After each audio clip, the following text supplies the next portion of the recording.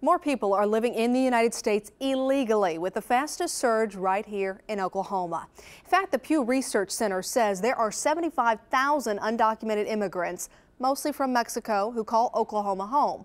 So I traveled to a border town and I found two very different reasons why. El Paso, Texas, considered one of the safest cities in America, mainly because of the high police presence along the border. Just a stone's throw away, Juarez, Mexico, a hotbed for drugs and gang violence. On any given day, Border Protection agents tell me 16,000 people will enter this point to come into the U.S. legally. But some research indicates 11 million are here illegally. That's the population of Oklahoma, Missouri, and Arkansas combined.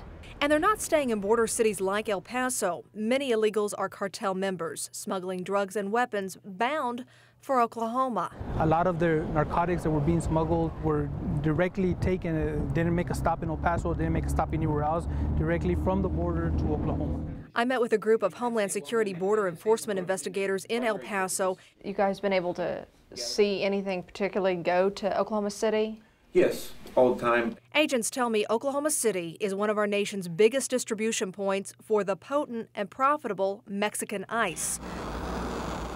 One reason is the central location, but agents say there's also a smaller presence here of law enforcement dedicated to these types of crimes compared to the border and larger cities like Dallas and Houston. Oscar, let me ask you, why should people in Oklahoma be concerned what happens here in El Paso? A lot of stuff that happens along the border, a lot of the narcotics and illegal immigrants that come in will end up in inner cities in the United States like Oklahoma City. But there are plenty of illegal immigrants not living a life of crime. We are running away from criminals. We are not criminals. Jessica Vasquez was just 5 years old when her family escaped the violent-infested slums of Nuevo Laredo, Mexico, for Oklahoma City. The only memories, I guess you could say, are photos that I have that have been brought over. Her family tried to come to America the right way and applied for citizenship. And we asked, well, how long do we have to wait?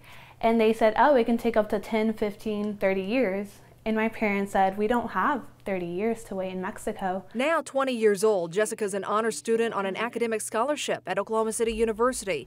Her family still on that same waiting list for a green card. It's not like I just want to be undocumented, it's that it's virtually impossible for me to become legalized. While Jessica fights to become an American citizen, Oscar and his team in El Paso continue their fight on the front lines. This is where we win the battles so that America continues remaining safe.